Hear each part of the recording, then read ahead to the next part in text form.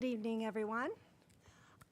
We will get started here with our board. I do want to let everyone know that this evening's meetings is taking place in 3 parts. Tom Redden, our board president, is unable to be with us this evening. He is ill. He does regret not being here this evening, so I will be running the meeting in his place. We actually have 3 parts. The first is revenue neutral tax rate hearing. The second part is our budget hearing. And then the third part is our regular scheduled board meeting. So with that, I call the meeting to order for the revenue neutral hearing. Please stand for the Pledge of Allegiance. Do we count? All right.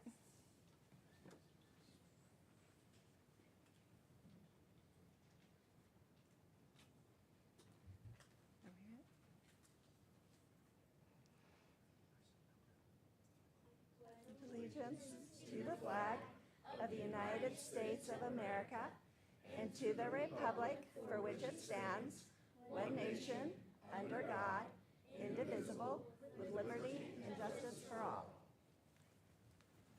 Thank you. That was wonderful.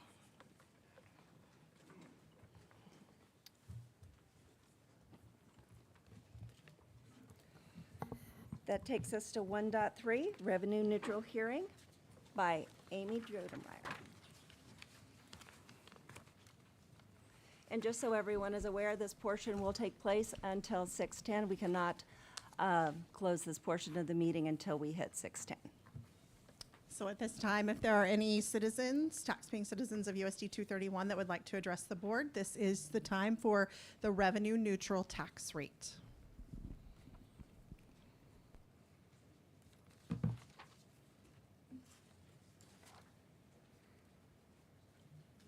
I don't see anyone who has anything to address the board with. So now we have to wait until 6:10. Well, you can go ahead and if you would like to have discussion amongst yourselves, or you can make a motion to whatever the board chooses to do about the revenue neutral tax rate. If we would like to exceed it, or whatever else. Would you be willing to give just a brief explainer for those listening course. of what it means? Of course. So the revenue neutral tax rate is that we would need to adjust our mill rate to collect no additional tax beyond what we collected last fiscal year. We are proposing that we do exceed that revenue neutral tax rate. It is up, meaning that we'll go up about 5 mills from last year's amount that we collected, but we are proposing a 1.5 mill decrease over the last year mill rate.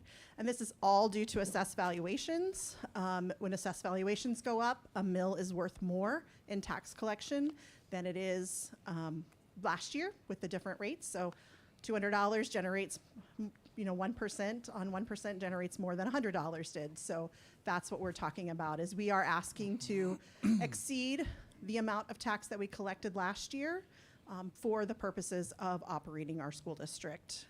But again, we are lowering the mill rate and trying to go down lower than we were last year, but it will generate additional taxes. And Amy, for clarification as well, this is our 12th year to lower the mill rate.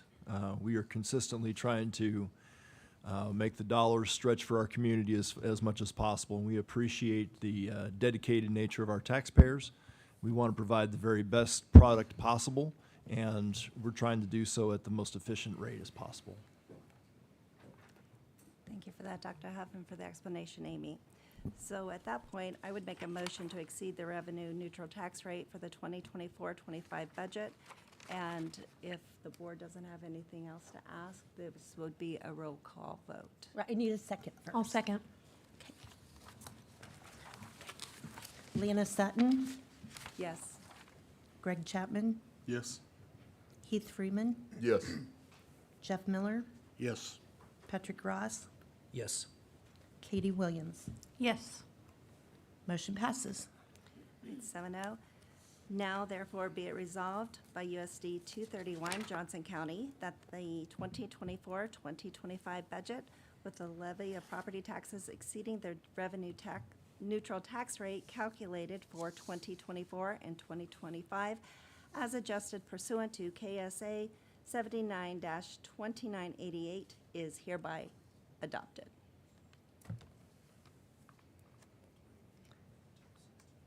And we just have a few minutes to wait until we can adjourn this portion of the meeting.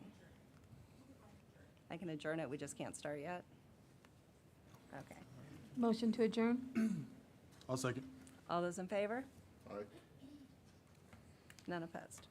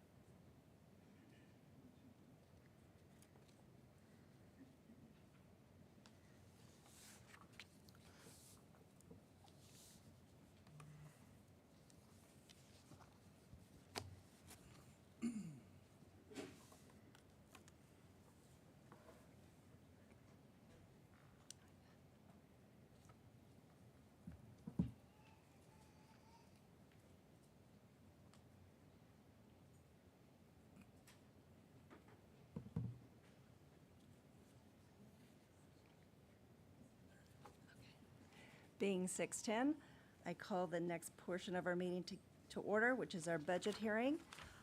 Are there any public comments regarding the budget for our district? Again, does anyone wish to speak to the board regarding the budget? I will say, I will share that this only sets the legal maximum amount that we can spend. We don't necessarily intend to spend the legal maximum in all of these areas and all of the funds. I will also say that the notice that our taxpayers received from the county in early August was a preliminary amount that we have to set. We get about 15 days to make a quick decision, and this is when we actually adopt it. And that amount is the 1.5 mils lower than what was on that original notice and what we will actually be assessing. Okay, thank you. You're welcome. No other comments? Any comments by the board? With that, then I would entertain a motion to adjourn this portion of the meeting. Motion to adjourn? All those in favor? None opposed, thank you. That brings us to 3.1. I call the regular meeting to order, which takes us to 3.2, approval of the agenda. Motion to approve as presented? I'll second. All those in favor? None opposed. Brings us to 4.1, presentation by students from Edgerton Elementary.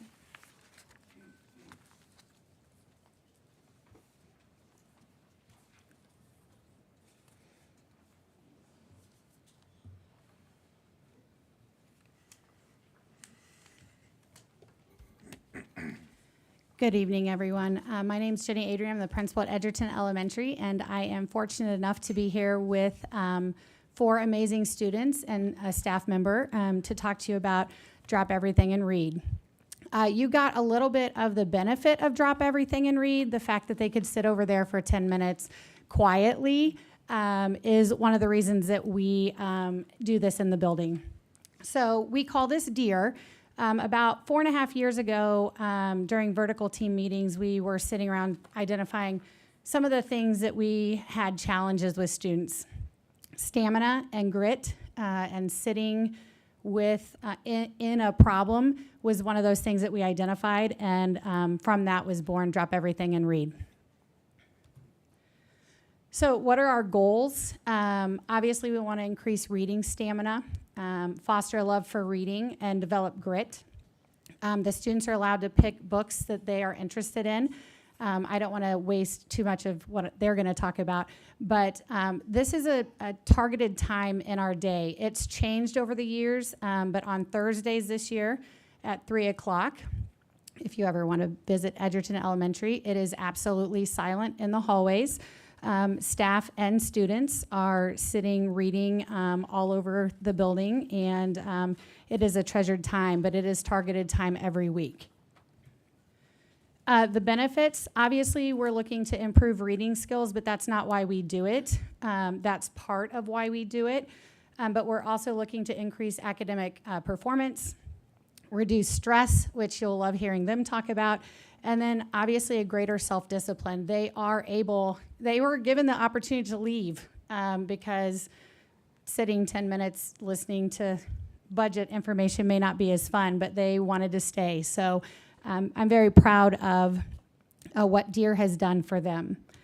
I was gonna read this, but I'm not going to. I will tell you, we've done this for 4 years now. So every year it gets a little easier. These are 3rd and 4th graders that are gonna talk to you. You will see one of the pictures there on the right. That group of students is extremely happy because they sat with a book for 34 minutes, absolutely quietly reading. They love throughout the year to call me, and teachers will call me to their rooms, and they want to celebrate meeting their goal. They don't start at 34 minutes. A lot of our classes, our kindergartners start at 30 seconds, maybe a minute. If you've ever had a kindergartner sit with you, they can't sit quietly by themselves for very long. So the goal is wherever they're at to increase that stamina. They work together as a class. Every class is different. Our 2 4th grade classes do not set the same goal. And it has gotten to be where some of our teachers start DEAR time prior to 3 o'clock because their students want to read longer. So I have a couple people here to help me explain DEAR, so I'm going to hand it over to Ms. Beyer. So as a school librarian, I truly look forward to Thursday afternoons. I read to kids all day, so it's a treat to read a book of my own. I like to go to a different classroom each week and read with the students. It's great to see all the students lost in their books. Our teacher, Mrs. Alt, shares that I want each student to find books that match their interests. It's so incredible to watch these kids grow in their stamina as well as their love of reading. We start small in 3rd grade with a goal of just 2 minutes. I make the point of how it can be difficult to focus on something we may not be interested in or not a right fit, and we build from there. By the end of the first semester, we were starting DEAR time early so we could read for at least 30 minutes, and we all looked forward to this time together. Mrs. Schrader says that last year what stood out to her was every student seemed to really appreciate the peaceful time to read. Even my students who struggled with challenging behaviors never had problems during deer time. They just settled into their space with their book. I believe every year we have been able to start with a higher goal. This year we started with 13 minutes and they reached that easily. They beg me for time to read every day. I am grateful for Dear because it has given our students the time and space to love reading. And finally, Mrs. Weaver shared, as a teacher, I like the life lessons that come naturally by having this dedicated time. It provides time to kids who may not ever read on their own, a chance to have complete ownership in what book they get to read. They aren't limited to books they can read independently or books that go along with our curriculum. They learn, some by trial and error, about making choices and the outcomes because of them. They have to plan ahead and choose books that will interest them for longer periods of time. They find new topics and series that they love. They also get to see me stop what I'm doing and read a book of my own. Now the part that you are waiting for, the kids. My name is Peyton Hiskett, and I'm a third grader in Mrs. Murray's class. One of the things I really love about Dear is the chance to get lost in a book. I have 5 younger siblings at home, so Dear gives me the time to sit in total silence with a book I want to read and get lost in it. I look forward to Dear time every week because you can never not be in your happy place with a book you like. My name is Carrington Steinley, and I am a third grader in Mrs. Murray's class. Reading is peaceful to me. During Dear time, the class gets totally silent, and it just feels like I'm inside the book I'm reading. I've been doing Dear since I was in kindergarten. When I was little, I maybe couldn't read the book, but I would look at the pictures and sometimes make up my own story if I didn't know all the words. Thank you. My name is Dominic Runner, and I'm a 4th grader in Miss Schrader's class. There is no reason not to love Dear time. It is impossible to not be able to find one book in the entire world that you love. Everyone can do it. When Dear time starts, I relax, sit back, and get lost in the story. I get sucked in it and lose all track of time. I don't even know what the people around me are doing because I picked this book and I'm totally in the zone. My name is Kinley Marie Talley. I am a 4th grader in Miss Bowen's class. During Dear time, I like to sit in a cozy corner or face the wall in my own little space, and it's like I'm transported in my book, like I'm there with the characters and part of the story. Dear time is not only good for me at school, it has encouraged me to read at home. I've learned there is a book for everyone. You can always find something you want to read about or learn about. At Edgerton Elementary, we love Drop Everything and Read. Thank you.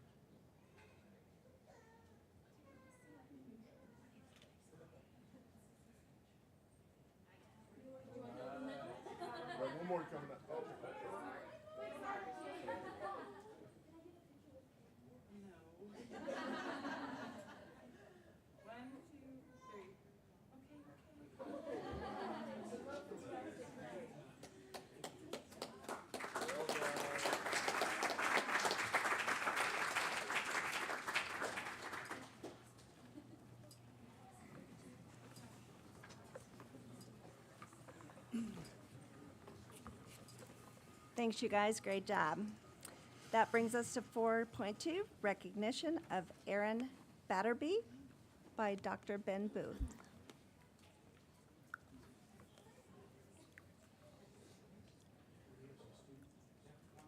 We got some students here as well. You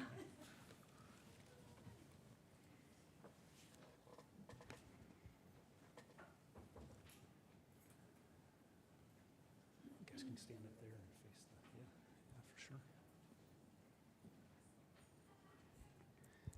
Okay.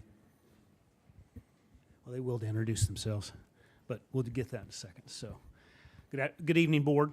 I have the opportunity and pleasure to recognize Mr. Batterby and his students in his biology class. I'll just read a few things that we've recently learned about them. So, watch, I grabbed the wrong paper.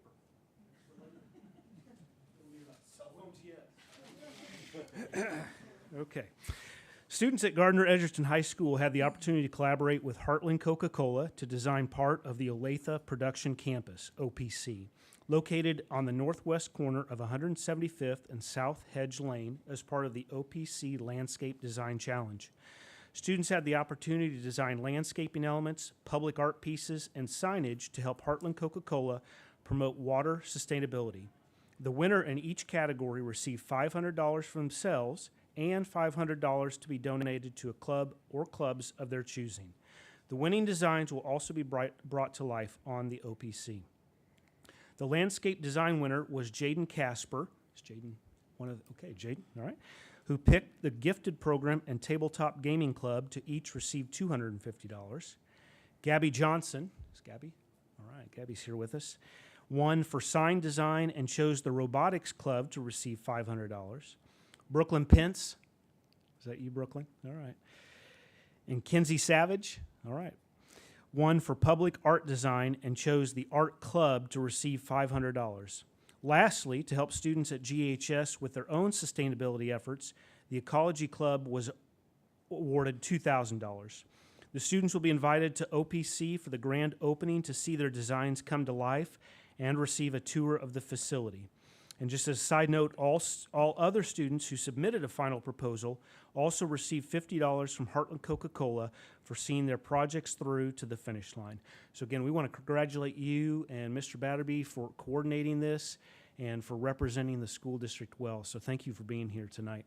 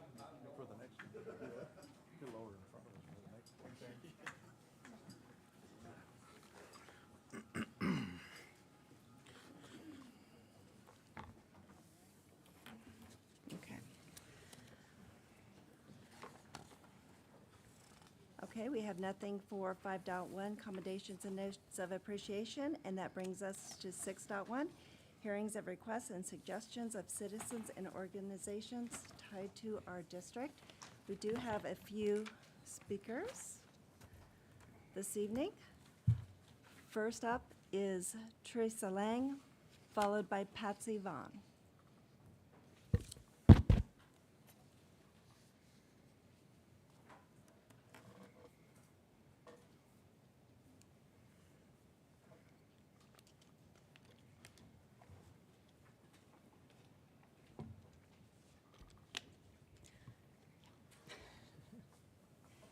Good evening, Board, Superintendent, Administration, and Community. My name is Teresa Lang, and I have lived in Gardner since 1989. I came here tonight to speak to you about action that was taken at the August meeting by 2 of our board members. Thomas Jefferson penned, "We hold these truths to be self-evident, that all men are created equal, that they are endowed by their Creator with certain unalienable rights, that among these are life, liberty, and the pursuit of happiness." Carrie Schmidt is on a journey to remove immoral, pornographic, and indoctrination from our schools' libraries. This is her pursuit of happiness, to free our children from the filth found in our school libraries that has no educational value.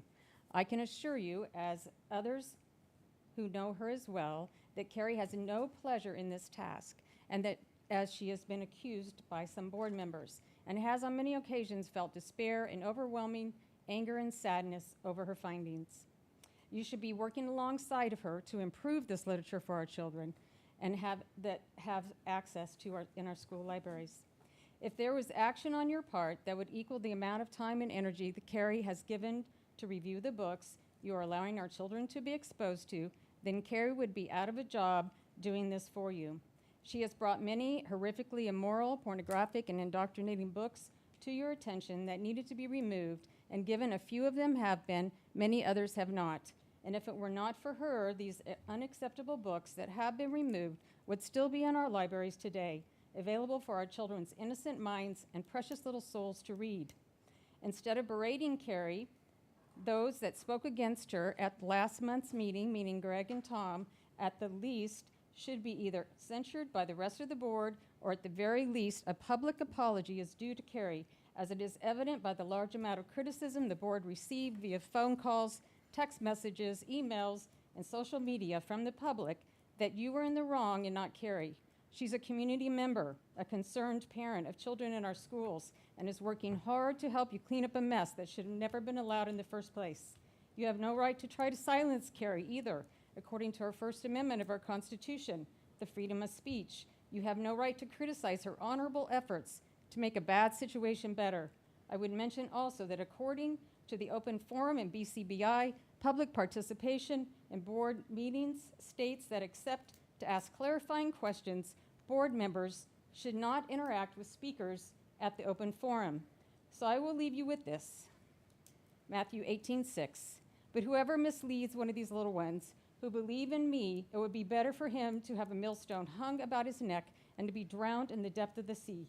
God means business, and I pray that you will listen to his words and gain the courage and wisdom to act accordingly. Thank you. Thank you, Teresa. Patsy, you're up next, followed by Carrie Schmidt.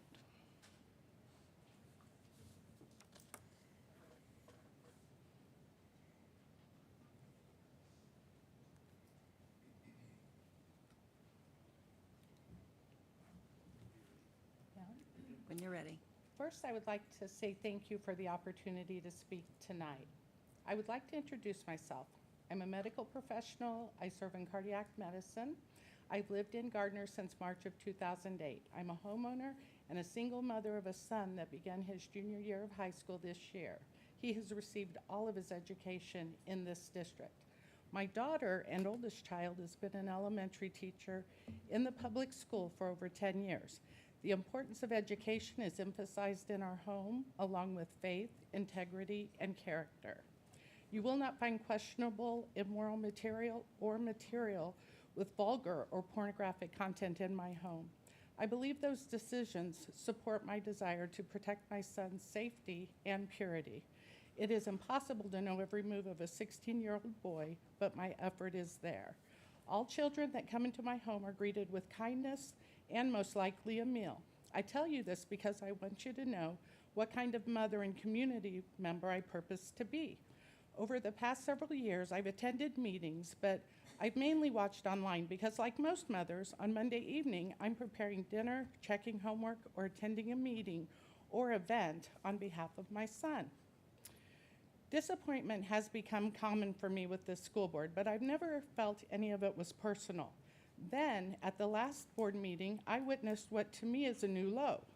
On tape, I watched a board member that read a prepared statement before a parent statement that by my interpretation was intended to intimidate, discard, disrespect, and insult the parent. This was regarded so inappropriate that it has drawn negative attention to our school board and community once more. Then in the coming days, he decided to put out messages to taunt the community, and in an interview referred to his post as a joke. I fail to see any humor or anything funny in any of this behavior. When this school board member decided to express himself in this manner, he was not speaking to an audience of one. He was speaking to every parent that could not be there because they were serving their home and their children that evening. I would like to publicly request 2 things this evening. First, that the school board members hold a town meeting so that parents can become acquainted with the members, ask questions so we can hear why you want to serve on the school board, what positive influence you think you bring to our district, and what you intend to do to improve the education experience for our children. Second, I would like to make a public request for your resignation, Mr. Chapman. Based on what attention you've brought to our district and community, I have no doubt children and parents in Gardner-Edgerton School District deserve better. Thank you, Patsy. Carrie Schmidt, followed by Alan Vanderschmidt.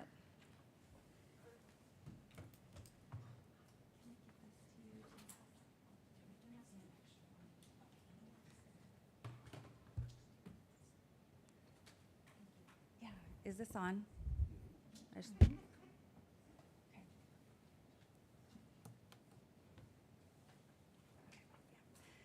All right. In 2020, the American Library Association had a webinar in which their legal counsel, Deborah Caldwell Stone, laid out their plans to bring sexually explicit content into schools. These are her words regarding books. The thing that needs to happen most is sustained messaging that reframes this issue, that takes it away from the idea that these are sexually inappropriate for minors, and promote them as diverse materials and programming that are about inclusion and fairness and protection of everyone's right to see themselves. So there you have it. The American Library Association, whom our educators are heavily influenced by, figured out a way to get graphic and explicit content into school buildings under the guise of diversity and inclusion. They want to indoctrinate children and desensitize them from pornography as young as kindergarten.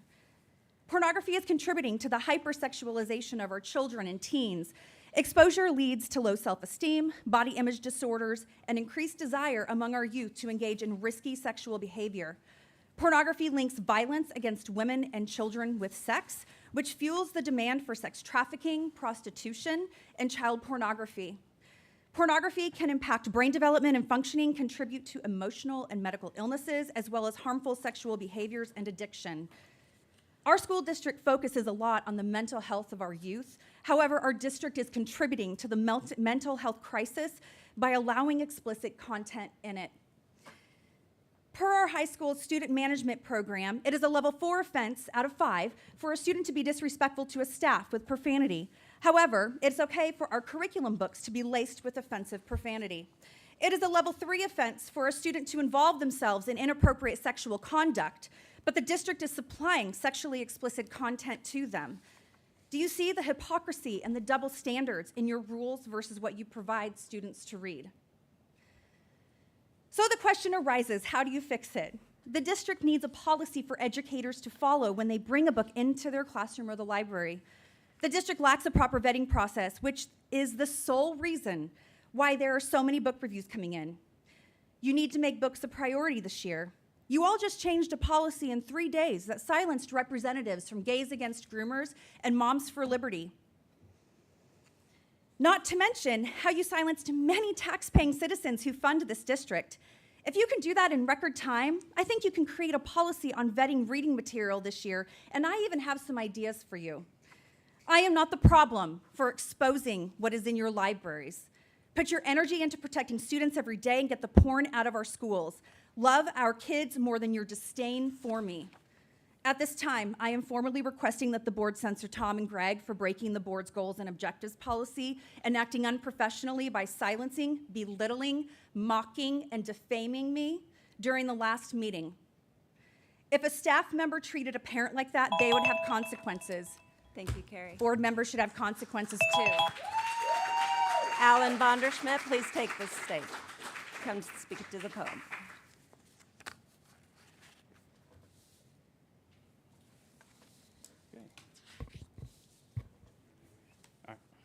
Evening. So for 2 years, this board has heard about inappropriate books in our school libraries. You have heard from parents, more than one, that our children do not need to be exposed to this content in our schools. And you have heard from students that they don't want to be told what to do. You have also heard from us patrons that us patrons have heard that over 100 books have been removed this year. And it was implied that that was due to the content of these books. However, we were also told that every year, dozens to hundreds of books are removed for various reasons. So we're not quite sure why books are being removed, but some are being removed. So we citizens have also heard that it'll take 14 years to accomplish what one mom has accomplished in her part-time. Seems like you guys should be able to accomplish stuff if one parent can accomplish it. But mostly what we've heard has been excuses. So our parents, we deserve more than just the excuses. We deserve more than hearing that emails and text messages are going back and forth between board meetings. We deserve to see action. So last month, Carrie Schmidt was belittled during the last board meeting. She was accused of gumming up the process of this board for her own personal pleasure. This process is one that apparently we're not allowed to see because we're not seeing any action.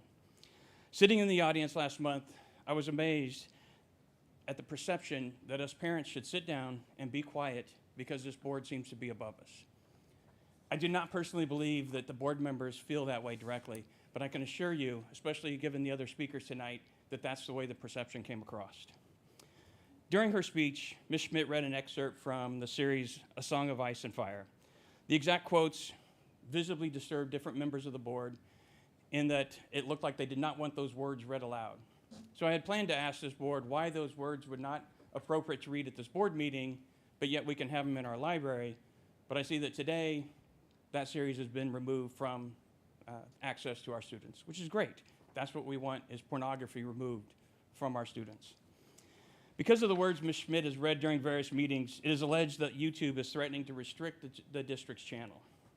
And then also given the number of books that are being listed as being pulled from the libraries currently, it's obvious that both the administration and the board sees that many of the books Carrie Schmidt is bringing up and bringing to light do need to be removed.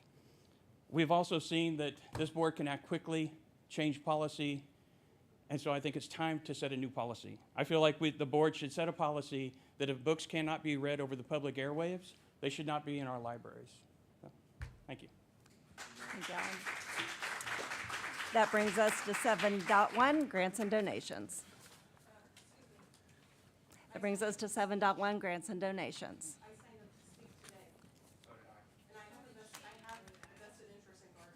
That brings us to 7.1, grants and donations. We are following board policy BCBI, and since you do not fall into the approved criteria, you will not be addressing this board in a public forum. Thank you so much. Katie, 7.1. So from Moonlight Elementary, In Full Bloom has donated flower arrangements for the first day of school. For Moonlight Elementary, Roush Coleman donated a tray of cookies as a treat for staff. For Madison Elementary, Fellowship Bible Church, Jenna Brenner donated supplies for students. For Madison Elementary, the Courtney family donated materials for the life skills and other special education classes. For Grand Star Elementary, the Lehman family donated coats for students in need with a value of $600. For Wheat Ridge Middle School, New Life Christian Church donated donuts for FCS students and staff worth $500. For Wheat Ridge Middle School, New Life Christian Church donated supplies for students. For Wheat Ridge Middle School, Peter R. Marsh Foundation donated $1,250 to the music program. For Gardner Edgerton High School, the Gardner Edgerton School Foundation donated $1,852.95 to the fire science books, for fire science books. Gardner Edgerton High School, Mike and Sarah Bean donated an electronic keyboard to the GEHS vocal music program. To Gardner Edgerton High School, the Noakes family donated a cello to the orchestra program. To the district office, the Gardner Edgerton School Foundation donated $600 to convocation. For the district office, Gardner Edgerton School Foundation donated $700 in gift cards for convocation. To the district office, Newark Novak Construction Partners donated $3,000 in admin advance donation, totaling $8,502.95 plus supplies. That's amazing. Thank you so much. That's a big donation. Yeah, thank you to everyone who donated. That brings us to consideration of consent. Okay, so we have 8.1, minutes of the regular meeting held on August 12th, 2024. 8.2, minutes of the special board meeting held on September 3rd, 2024. 8.3, the June 2024 KSB recommended policy updates per KSB Legal Policy Services. 8.4, declaration of surplus property. 8.5, memorandum of understanding of approvals. 8.6, financial statements. 8.7, approval of contracts and purchases. 8.8, approval of claims. Make a motion to approve as presented. Second. All those in favor? None opposed? We have nothing pulled from the consent agenda. That takes us to 10.1, department presentations, and we will start with DLR facility bond update.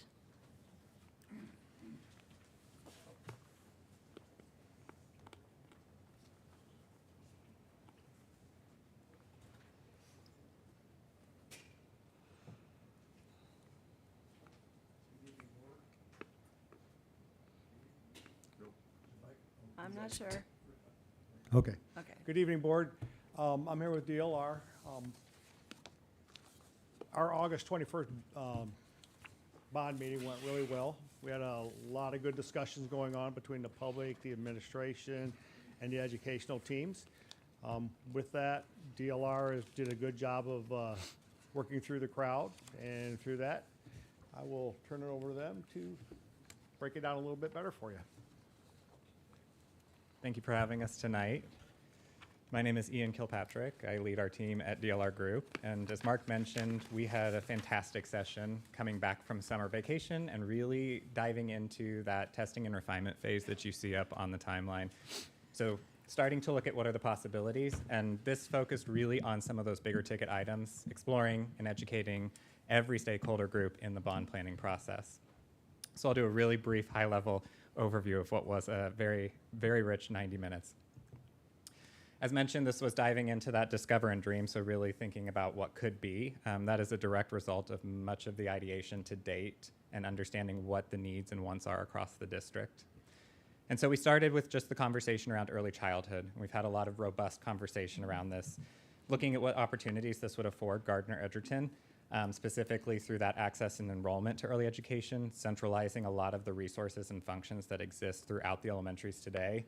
An opportunity to even alleviate the elementaries by moving classrooms out into a centralized early childhood center. And I think the conversation that we're all here for is that better kindergarten readiness, right? We're setting up our learners for success for their K through 12 journey. And a lot of conversation has been around what it might look like to renovate or adapt an elementary school in the district. And so we shared a case study from just up north in Leavenworth, where we did take a 1960s elementary and adapt it into some of the spaces you see on screen. So it is possible, number one, and very cost effective and a great way to bring those kinds of environments to our youngest learners. I would personally love to play on this playground as a grown adult. But just kind of sharing the what could be if we were to take an elementary here in the district and convert that to an early childhood center.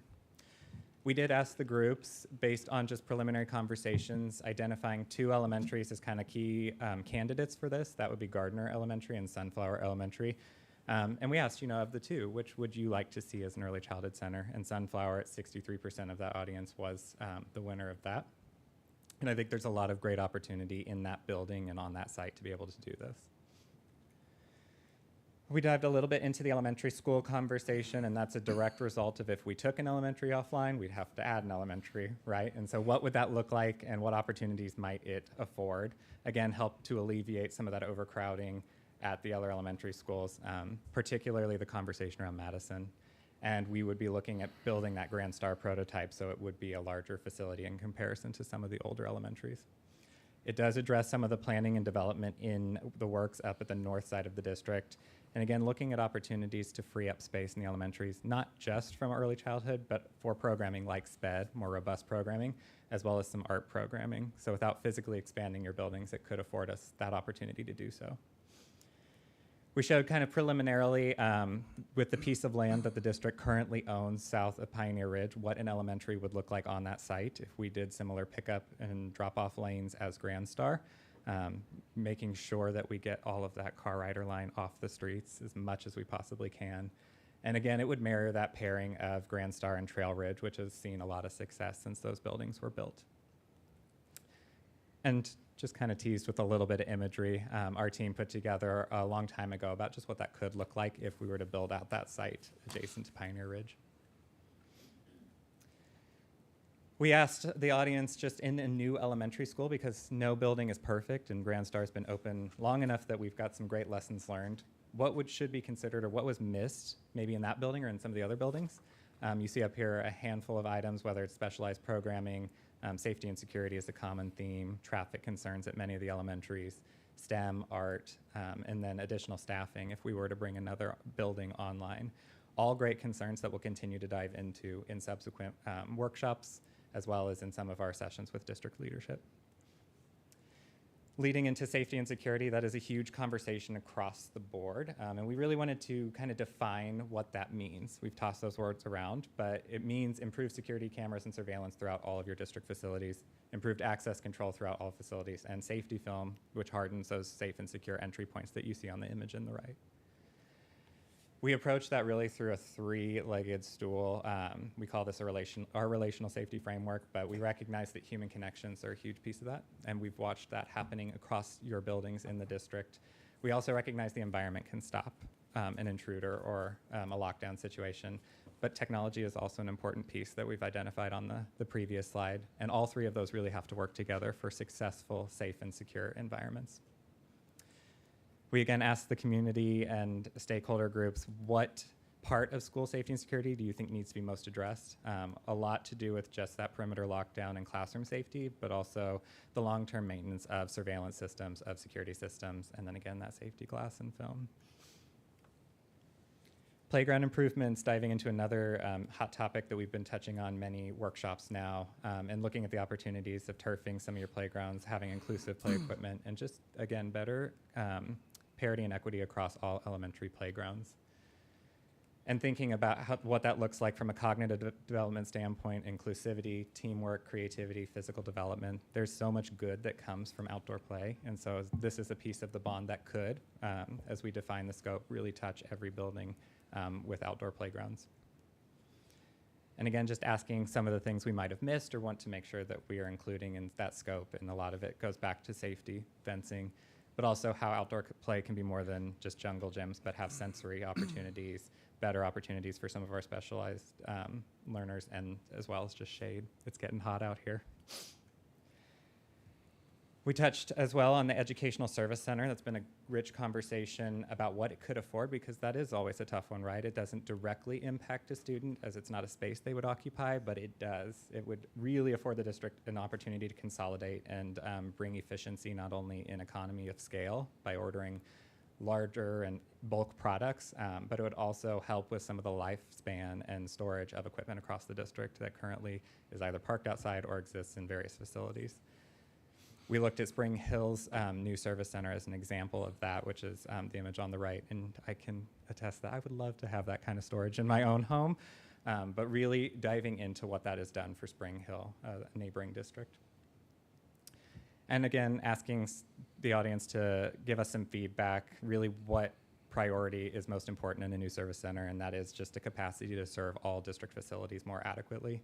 Many stakeholders had an opportunity to visit your current facility, and what that looks like at the start of school is, I would say, almost magic with what Mark's team is doing.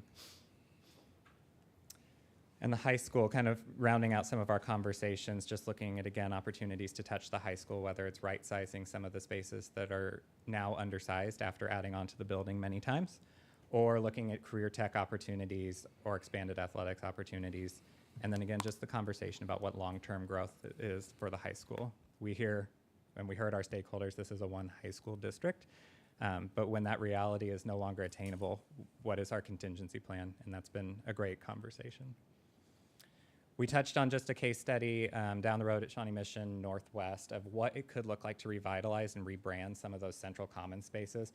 This is a very dark and dilapidated before, but with a lot of intentional design, some collaborative learning environments, and just a brand refresh.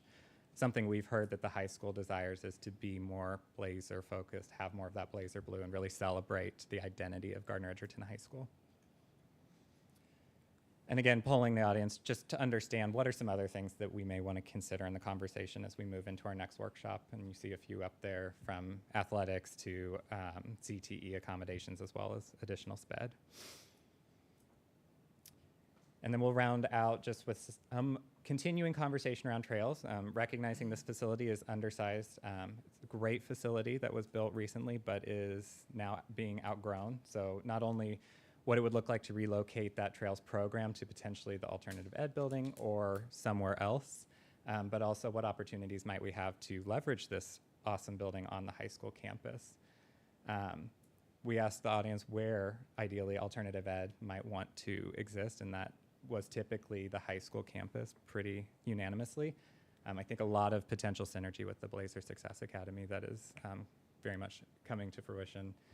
And then again, what could be a good use for that trails building? Some folks had great ideas to share. A lot of it focused around leveraging it for CTE programming, whether that is construction, whether that is cosmetology. We haven't defined that, but I think that's a great conversation to continue.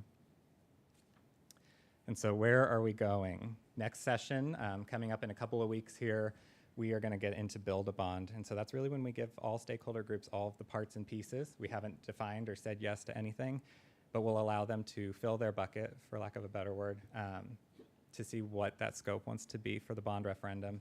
And we'll continue to work towards consensus as we refine those proposed solutions. So with that, any questions? Awesome. Thank you so much for the time tonight. Thank you. That brings us to 10.2, Department Presentation of Parents as Teachers by Julie Wooten.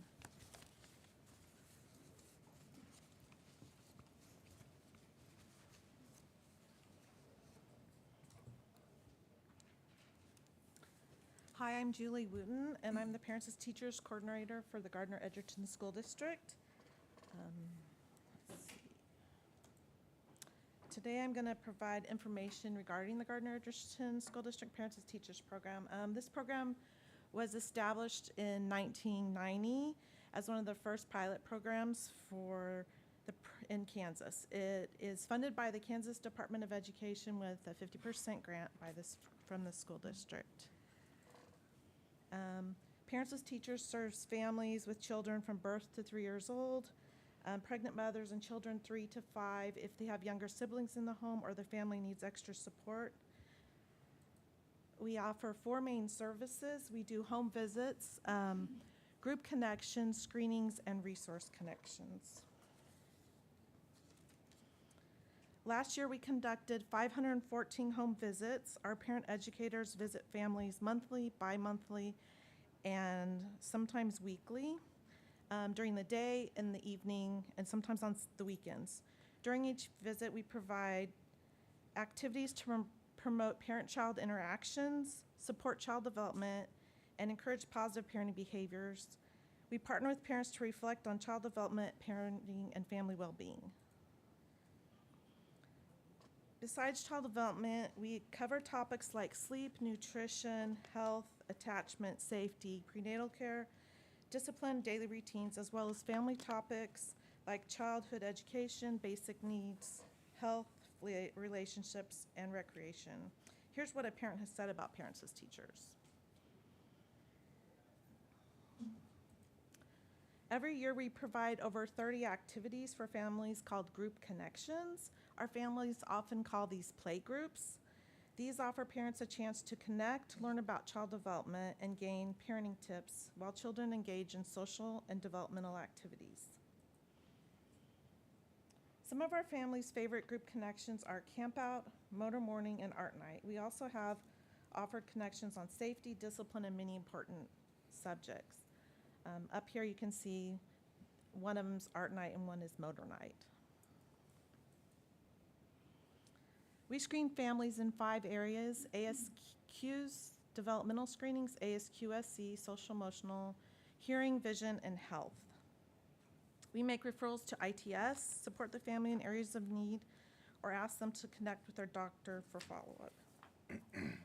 We also connect families to resources that they need in the community. Examples are Dolly Parton Library, Library Storytime, Infant Toddler Services, Joy Closet, and many more. Last year, we connected over 15 families to the early childhood preschool program through Child Find or as a peer. Last year, we began working with Charlie's House. Parents who came to our group connection were able to better secure their home by doing virtual tour of Charlie's House. This year, we are distributing safety items through Charlie's House to better improve the safety of the children in the home. Some of the outcomes of parents as teachers are better preparation for kindergarten, early detection of developmental delays, saving money, prevention of child abuse and neglect, more participation in school by parents, and parents engaging in more communicating, reading, and learning in the home. Here's some things that parents have said in our recent survey that we've done, and I'm going to turn the time over to Carrie Hamill, who's one of our previous parents, about what parents as teachers has meant to her. Hello, my name is Carrie Hamill, and that's my little 3-year-old. When I first learned about parents as teachers, I never knew how beneficial it would be to my family. When our oldest was born, like most parents, we thought, what do we do now? Then our parent educator stepped in. With her knowledge and research-backed facts, she helped by encouraging, teaching, and supporting us. Our second son was born during COVID-19, so we hardly left the house. That caused him to become very unsure of people and new places. To help with this, we attended group connections. After a while, he became more comfortable with new places and new people around. Now he's a confident 3-year-old who just walked into preschool with no hesitation or tears. I credit his confidence in new surroundings to parents as teachers. As a new parent, every day you worry about the choices you make for your children. By having parents as teachers by my side, I was and still am more confident in the mom I am to my children.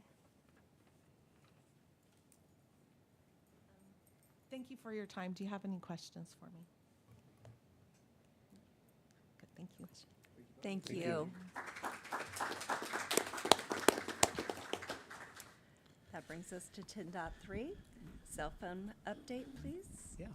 Heather and I are tag team in this one, so just wanted to provide a quick update from the high school, and thankfully we're able to report that things are going well. So Heather and I visited with Mr. Bell, and he shared the following. This is as of this data that I'm going to share is as of Friday. We believe all school stakeholders would agree that the implementation and progression of the policy has been a success. Teachers have reported an increased focus and attention to the classroom activities and instruction. We have received many nervous parent emails before the school year began, and they ended completely after our first few days. Students have given feedback that it's easier than expected and their focus has improved, as has the teachers' full block engagement. As of Friday, we've had a total of 42 students commit a first offense, which if you think about 1,800 students, only 42 first offenses. Of those, 7 have committed a second, and we've had, and as of Friday, 0 third offenses by any student. We're grateful you are considering an amendment to the policy, which we just approved and you are aware of, that allows classes and individual students to receive an exception due to their electronic device being used to directly assist a curricular need. And I think most of you are aware of the requests that came in from BAND and a select few others. And if approved, which again he was hopeful that it would be, they would commit to keeping those at an absolute minimum. One last thing of note They've had fewer phones in the carriers, which probably indicates that students are keeping their phones on them. However, teachers have upped their engagement and are appropriately monitoring their classrooms, resulting in an overall massive improvement of cell phone distractions from years prior. So he wanted to share that. Also, I know that those of us that have been in classrooms, and those of you who've had an opportunity to visit some classrooms, I think Tom has, we don't see cell phones out during class anymore, very rarely.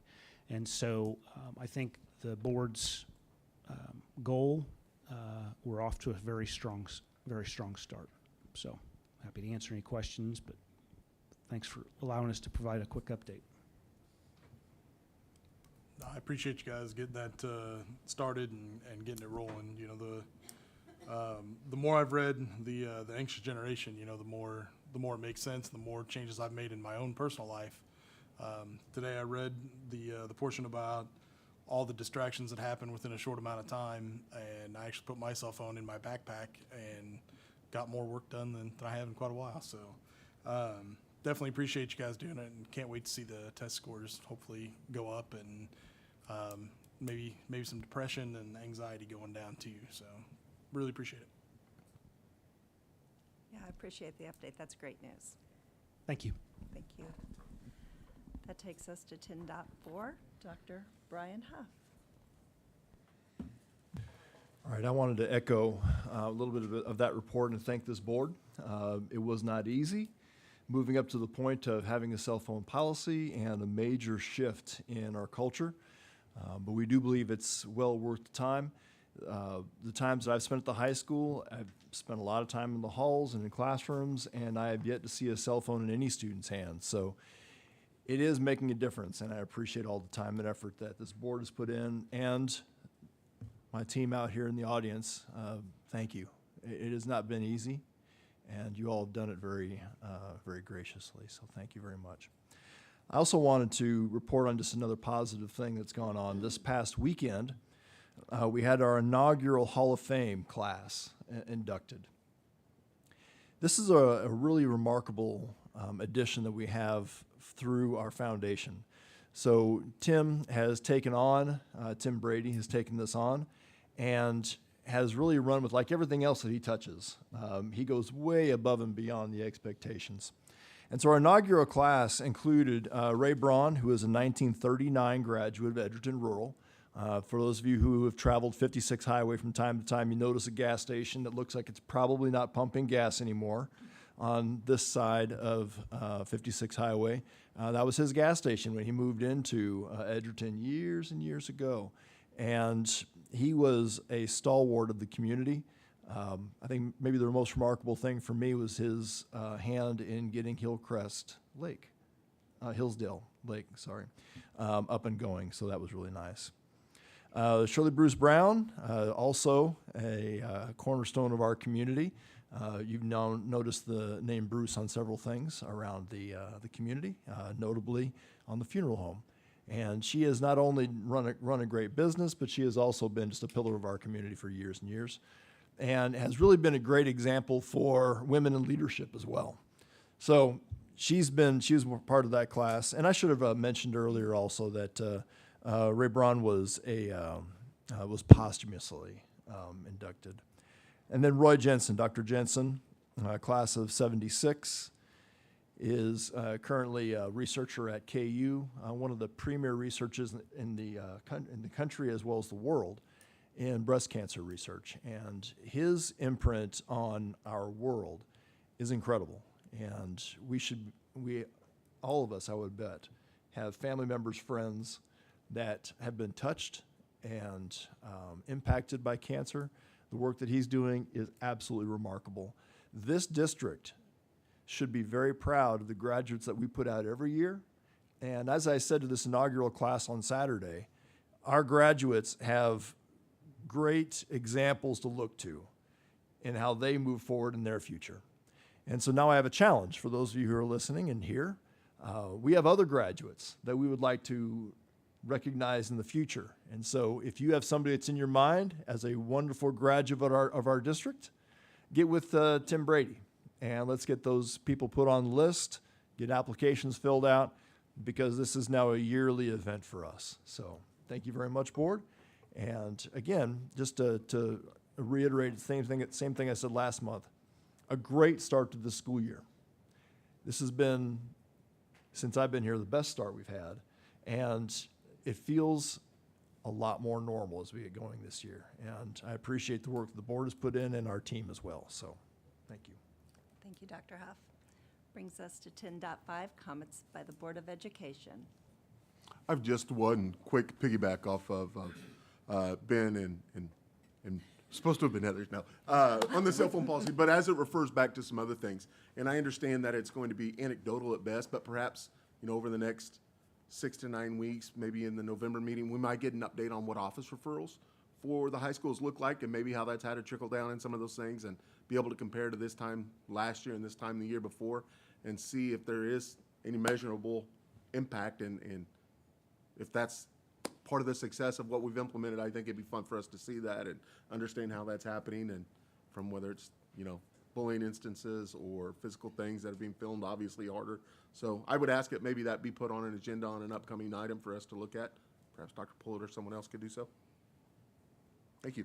And just as clarification, you're talking about all discipline referrals, or you're Yeah. talking about cell phone discipline referrals? Yeah, across the board, and see if, the distraction of cell phones and- Gotcha. and creating a different focus is maybe helping some of that Gotcha. All right. trickle down. I just wanted to say that, obviously there was a lot of comments. I do have an apology. My apology is that we've apparently forgotten parent choice. We forgot where we started. We don't realize that the policy that is currently in place that has been used helps our First Amendment right and makes it so that just a small group can't remove every single book that small group disagrees with. What happens if next time it's a book that group wants and another group, because of this, is able to just pull it out without any kind of reason or discussion? I ran on transparency, and that is exactly what I used policy BCBF, which gives me the opportunity to ask the president for the floor. The speaker had not come up yet, and I asked for the floor. I was given the floor, and I took it. I broke no policy. I didn't do anything wrong. And then not suggesting anything, but I do believe one of the speakers said that it's the pursuit of happiness that this person keeps coming up here and talking, but they don't get joy out of it. But joy is a synonym of happiness. I'll just leave it at that. Any other board members? No, I don't have anything. Nothing today? Katie, Pat? Okay. Then we will move on to 12.1, adoption of the 2024-25 budget. Amy, do you have? Yes, so we are at the finish line for budget for this particular school year. I'll just remind you that this did not start a month ago or 2 months ago or even on July 1st. This started last spring. As our building administrators, the cabinet, and other support members, as well as the board, reviewed our state assessment scores, reviewed our building needs assessments, all of those things that have been brought to you and have played a part in building the budget for this year and all of the things that we are planning to spend money on, basically. So all of those things, they don't just come out of a shot in the dark or a whim. They are very measured and very prescribed things that we try to be very collaborative about, and with the board and with our staff and with our building staff as well. So just wanted to make sure that everybody heard that and was aware of that. And we also, one of the other things you already have taken care of was last month we adopted the LOB resolution, which is to continue with the 33% LOB, which is calculated in the budget that we are asking for approval of tonight. Have any other questions about the budget or? Before we get into the motions, I just wanted to say thank you to the entire team. I know that we beat you guys up pretty good and made you look under every rock we possibly could. Obviously, there's always more rocks to look under, but I think we did a very, very good job of looking under everything, and I appreciate you guys working with us to be fiscally responsible, so with the Absolutely. taxpayer dollars, so. Thank you, Greg. I will say, yes, I've become a rock collector, so what's under that one? Amy, I have one very quick question, and I know it's one of the things we're going to face as an ongoing challenge. With what we have proposed as the budget limit is going to accommodate what we might see with healthcare benefits. Yes, we do believe that we are in line with that. It has been a very challenging renewal season. We are actually just today got the final information of what we might be considering. We are planning to take that to the Benefits Committee on Wednesday. Okay. And then we will update you on what the Benefits Committee is recommending. It has been very challenging. Our partners at Holmes Murphy have done an exceptional job at trying to help us navigate a very difficult environment. And it's not just us, that we're not the only ones seeing this, but our increase that was originally proposed was significant. And I did have concerns, but where we are now, I think that we're going to be able to meet that within the amount that we had set aside, and with just a little bit more when we even went through negotiations. So Thank you very yes, much. You're welcome. Any other questions from the board? So with that, we'll make a motion to adopt the proposed 2024-2025 budget for USD 231, prepared in conjunction with the building's needs assessments, and establish maximum spending authorities in each identified fund. I'll second. All those in favor? None opposed? Thank you very much. And Dr. Huff, that brings us back to you, 12.2, additional board meetings. All right, we've been having discussions about additional board meetings for this year. And the way we originally proposed it is to have meetings potentially on the 5th Monday. And this agenda item actually had said that as the title, the 5th Monday board meetings. The purpose of these board meetings is to talk about our board goals, which this board has received a draft copy of. We do plan on bringing those board goals at least for a first read and potentially for adoption at the October meeting. But our goal in these additional meetings is to dive deeper into those board goals, to give updates and reviews, reports on where we stand with those goals, and to eventually use that meeting to set the goals for the following year. So the problem with the fifth Mondays of the month is the first one is September 30th. And as Tom and I got talking about it, I'm not so sure the board is ready to set their first additional meeting to be in just a couple weeks. Maybe you are. We'll talk about that here in a second. The next one is the next one actually is December, the end of December. I don't think anybody wants to come between Christmas and New Year's for a board meeting. Then there's one in March 31st. That's not too bad of a day, actually. That works out pretty good. And then June 30th would be the other one. And this board has had discussions about, it's kind of nice to have a little break in summer. But I do think we need to go ahead and set at least 3 additional meetings this year. And so that's what I'm asking this board to talk about here and potentially grab a few dates.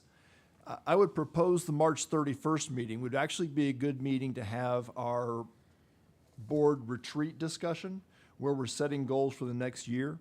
What that would do is it would put us on a better rhythm of getting those goals set and adopted and in place by July 1 of the following school year. So you'll notice that we're still trying to get these goals in place in October. That doesn't make too much sense. And so if we move this up to March, that gives us the time to be able to do that. So I would propose that that would be what that meeting would be about. And so we need 2 other meetings. The one good thing about a June meeting is that we almost always have emergency resignation / hires in June. So that is what that meeting could focus on, with some maybe additional talking about goals. We could also just say, do it on a kind of an as-needed basis through the summer, and we could call a special meeting if we have a particular hire that needs your attention. But by and large, as we had a discussion this last summer, it usually works out okay to go ahead and hire a person pending board approval and get them started if necessary, and then approve them at the July meeting as well. So I'll open it up for discussion. I think I'd like to see our goal be, let's get 3 additional meetings this year, and I guess March 31st is the only one I'm really proposing as a solid. When is, one thing that we talked about last year was meeting earlier to discuss the budget stuff. So what time frame would that be the best for us to look under some of those additional rocks you've collected? So I think that March 31st meeting is a really great, we'll have building needs assessments information back. We'll have some state assessment preliminary stuff coming on there where we can really begin to deep dive into that and have that as we push forward to the budget. We'll also be hopefully in the middle of negotiations, or at least getting started with that, so that we could have those types of conversations. We won't have anything set firm as far as exactly what the state aid will be for the following year, so it will be preliminary discussions, but it is something that we could have at that March 31st meeting as well. Would it not be better to meet before we even discuss negotiations, so that we? That's I mean, definitely if like this last year, we kind of talked about art teachers, we talked about all kinds of stuff. It'd kind of be nice so that everybody knows up front kind of what if there's anything big that we would like to look at to further our district and reach our goals. I'll let Brian jump in, but yeah, I think there's some benefit to that. To me, that looks like a January, February kind of thing. So we really, because as a leadership team, we're already out in the buildings in January, getting a sense from principals and frontline staff what their asks are going to be for the following year. And so we could kind of set a baseline and get some preliminary conversations going. So I think I see where you're at, Greg, and I would see some benefit to landing one in a January, February timeframe. We can start the negotiations really whenever we want. Amy highlighted some of the reasons we don't get too far along. We don't know the funding. I'm a little distracted by what's going on up there. It's okay. We're Sorry, finding I asked for a Stray tissue. cat. I'm having a mascara issue, and I'm Oh, so okay. sorry. So yeah, I think I'll let Brian jump in here. I see some value in having one in a January, February timeframe to start that conversation. And that may be an executive session conversation because it's negotiation. So we just do it behind closed doors and get that process started. January is the date that came to mind. And because that sets us up to be able to have those conversations, getting some of those preliminary ideas out. So that may be a really great second one. I also think that the March 31st one is going to be eaten up entirely with the goals. So we probably don't have time to dive into the budget as much there. So I'd be fine with something in January.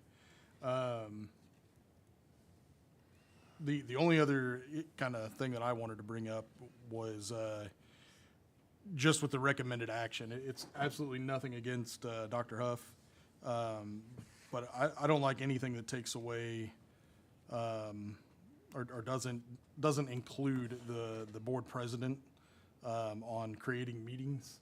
I think that's one of their main tasks. So I absolutely respect that. The superintendent would probably say, "Hey, board president, I think we should have this meeting." But I don't like that the recommended action is to add additional meetings designated by the superintendent. So, and again, that has nothing. That's no slight against you or anything like that. I think that's important for our board president or 3 board members to be able to do. Yeah, which is why you're here. I know it's a semantics thing you're talking about, but obviously Tom has been part of this discussion. So, absolutely. Yeah, it's just me leading the discussion at this point in time. So, so I have January 27th as a potential. So March 31st to January 27th. So it'd be probably good to have something this semester as well.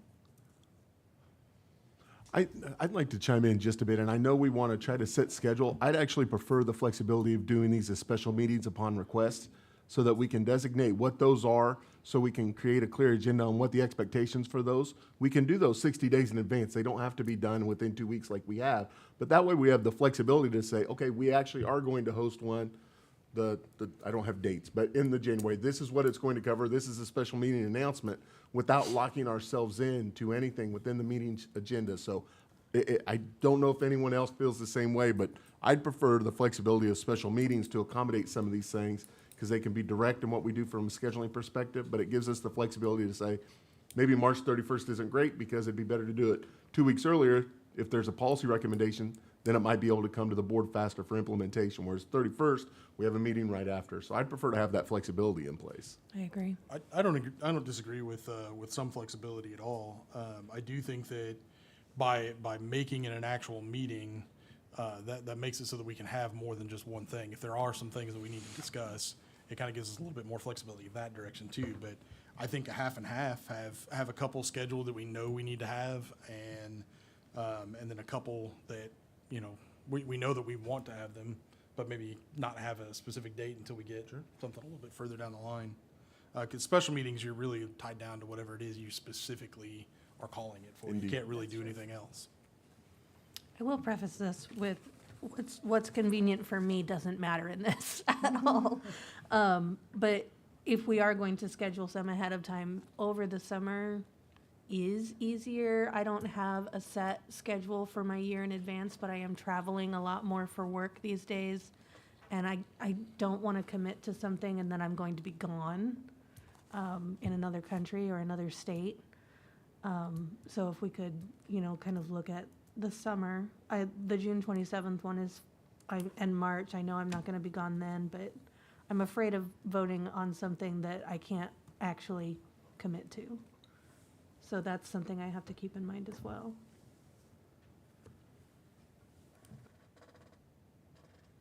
So maybe flexibility throughout the rest of the year, but maybe, I mean, obviously I'm rooting for the two that I talked about, but having March and January somewhat set. I'm just really cautious with the June, and the only reason is that, you know, I've been on the board for quite a while, and you know we deal with it nonstop every single month, and for whatever reason, it is just beautiful that lines up. That we get about 5 weeks right in between the meetings where, you know, everything's kind of quiet.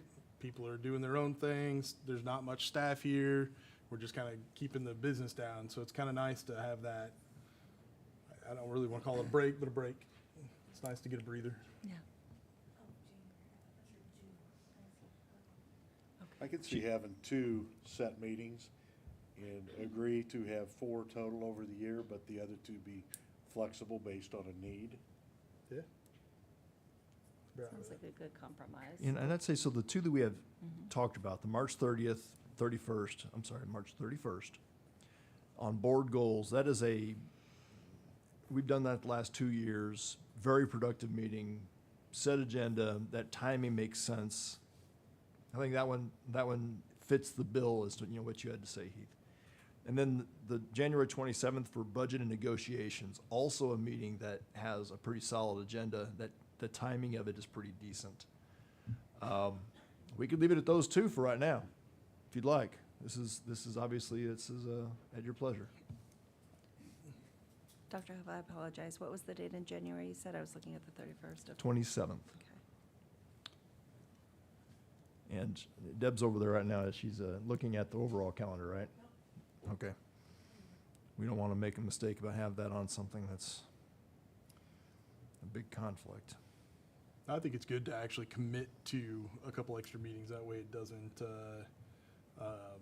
get lost, but maybe not set the dates. Commit ourselves to doing it, but leaving it kind of flexible. I think that's. Yeah, and I'd say that's better than the just- summer meeting, I would bet that 50% of the time we're going to have some sort of an emergency hire that it's going to be good to have everybody together. But we can play that by ear. So, as you know, I'll communicate with you guys. If you see the hire to be deemed that kind of important, we can get together and do it.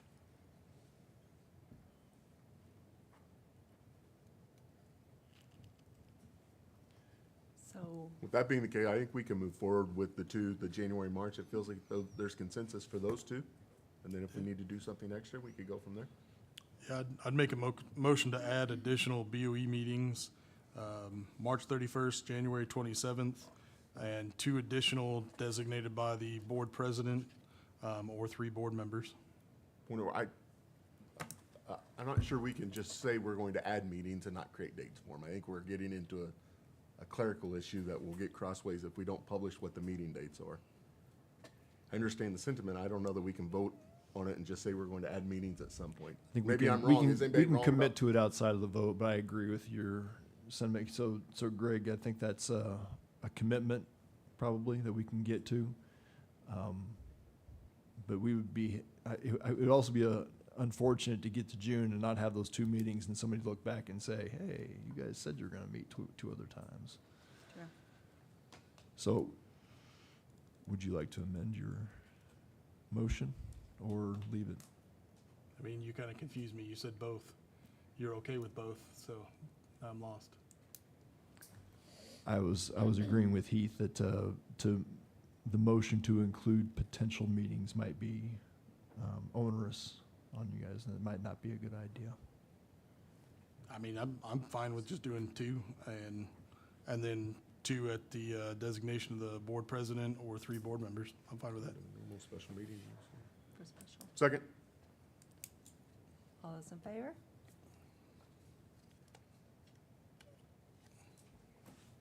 None opposed.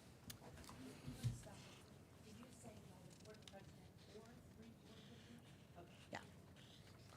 It's just the normal special. Yeah, that's actual, special that's meeting. policy. Special meeting policy. Yeah.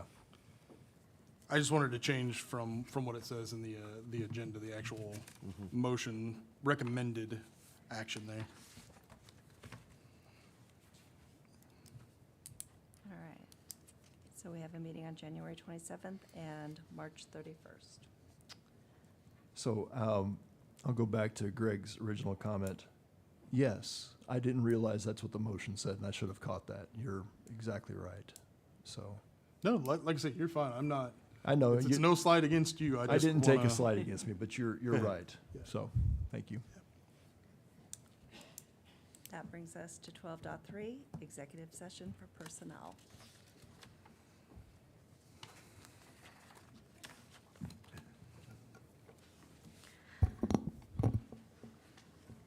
Motion to go into executive session. Sorry, I got distracted. Motion to go into executive session to discuss human resources pursuant to non-elected personnel, exception under coma, and the open meeting will resume in the boardroom at 7:35. There you go. Second. All those in favor? None opposed. Thank you.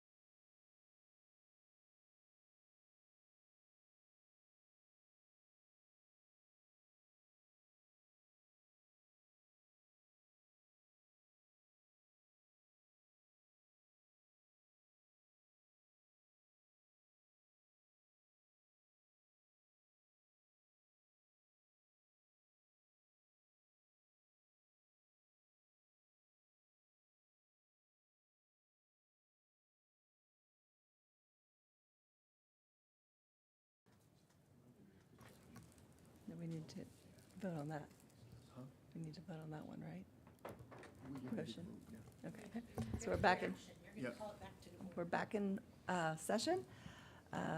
Take a motion to approve. I'll make a motion to approve the personnel report as presented. I'll Second. All Jeff's those in got it. favor? None opposed? That brings us to 12.5, executive session for confidential student information. Motion to go into executive session to discuss confidential student information pursuant to the exception under comma, and the open meeting will resume in the boardroom at 7:55 PM. I'll second. All those in favor? Thank you, none opposed.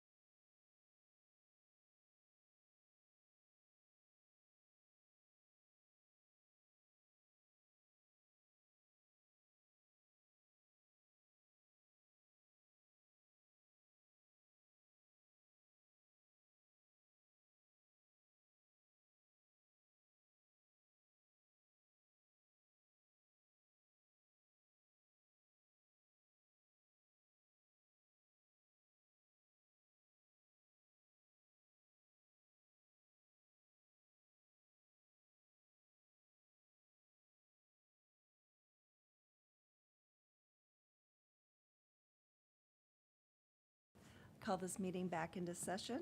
That takes us to 13.1, adjournment of the meeting. I make a motion to adjourn. Second. All those in favor? None opposed? Our next upcoming meeting is scheduled in the Board of Education, will be held on Monday, October 14th, 2024, at 6 p.m. in the district office. Thank you.